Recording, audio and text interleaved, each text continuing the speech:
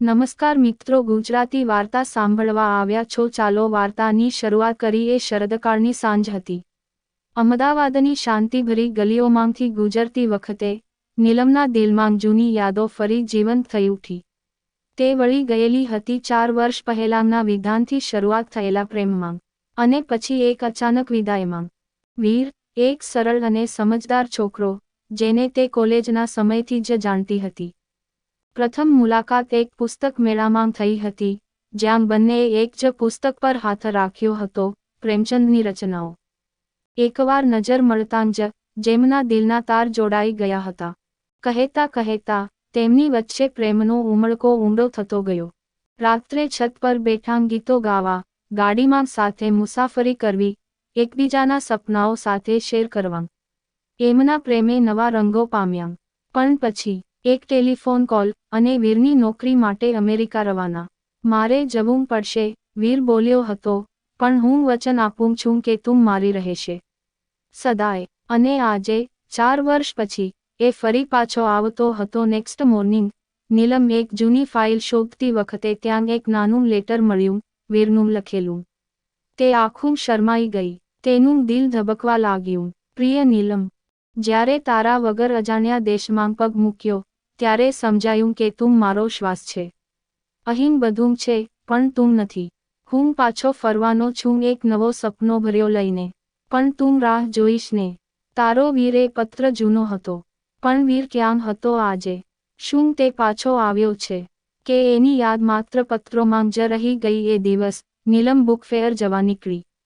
ત્યાં જ ઓથેલામાં એ એક યુવાનને જોઈ રહી. નજર મળતી જ દિલ ધબકવાનું શરૂ થઈ ગયું. સફેદ શર્ટ, બ્લુ જીન્સ, અને હાથે એક જડિત પુસ્તક. વીર હતો. 4 વર્ષ પછી પણ એના આંખોમાં સમાન પ્રેમ હતો. હાય, એને મૌન તોડ્યું. હાય, તું ખરેખર આવ્યો. હા, તારી યાદ જ મારા પગ ખેંચી લાવી. મને થયું કે ભૂલી ગયો હશે. કદી નહીં. બસ હવે તારી સાથે જીવનભર માટે રહેવા આવ્યો છું. તે વખતે ચારે બાજુના હોશહવાસ ઓગળી ગયા. વીરે એના હાથમાં હાથ રાખી ખરો એવો પ્રશ્ન પૂછ્યો. નીલમ, હવે ફરીથી આપણા પ્રેમને નામ આપીએ. જીવનભર માટે. નીલમના આંખોમાં અશ્રુ આવી ગયા. એ શબ્દો ન બોલી શકી, પણ એની હાંગ ભરેલી આંખોએ બધું કહી દીધું. વીર અને નીલમનો પ્રેમ હવે ફક્ત યાદો કે પત્રો સુધી મર્યાદિત નહોતો રહ્યો. થોડા જ મહિનાઓમાં બંનેએ લગ્ન કરી લીધા. એક સરળ, પરંતુ ભાવનાત્મક લગ્ન સમારંભમાં પરિવાર અને ઘનિષ્ઠ મિત્રો વચ્ચે એને જીવનભર સાથે ચાલવાનો વચન આપ્યો. જીવન શરૂ થયું. પ્રેમભર્યું પણ સહેલું નહીં. વીર હવે અમદાવાદમાં જ એક સ્ટાર્ટઅપ શરૂ કરવા માંગતો હતો, અને નીલમ એક સ્કૂલમાં શિક્ષિકા તરીકે જોડાઈ ગઈ હતી. શરૂઆતના દિવસો તો કેવળ સુંદરતા અને એકબીજાની સાથે પૂરતા હતા. નાની નાની વાતમાં હસવું, સાથે રસોઈ બનાવવી, રાતે છત પર એકબીજાને કહેલાં સપનાઓ ફરી ઊંડા કરવા. પણ દિવસોની સાથે પડકારો પણ આવ્યા. વીરના વ્યવસાયમાં નુકસાન થયું. દબાણ વધી ગયું. નીલમના શાંત સ્વભાવ સામે વીરનો થાક ભરેલો ગુસ્સો ટકરાવા લાગ્યો.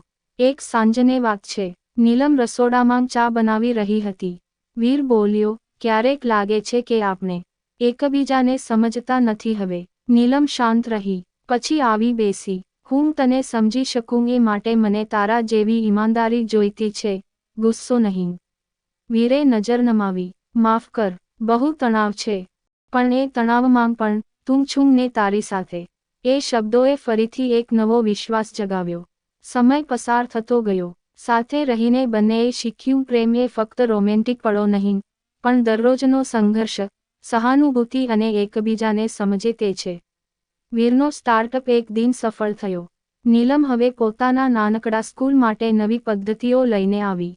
બંનેના સપનાને જીવન મળ્યું. એક રાત્રે છત પર બેઠાં, વીર કહે છે, યાદ છે જ્યારે તું કહેલું કે પ્રેમ ભલે પાંખ હોય, પણ ઘર એ એનું આકાશ છે? નીલમ હસીને બોલી, હું તો આજે એ માનું છું. વીર એના માથા પર હાથ ફેરવી હળવેથી બોલ્યો, ચાલ, હવે અમારા બાળકોને પણ પ્રેમ શીખવીએ. સાચો, સહનશીલ, અખૂટ પ્રેમ. આવી જ સ્ટોરી સાંભળવા માટે ચેનલને સબસ્ક્રાઇબ અને વિડીયોને લાઇક કરજો મિત્રો. ધન્યવાદ.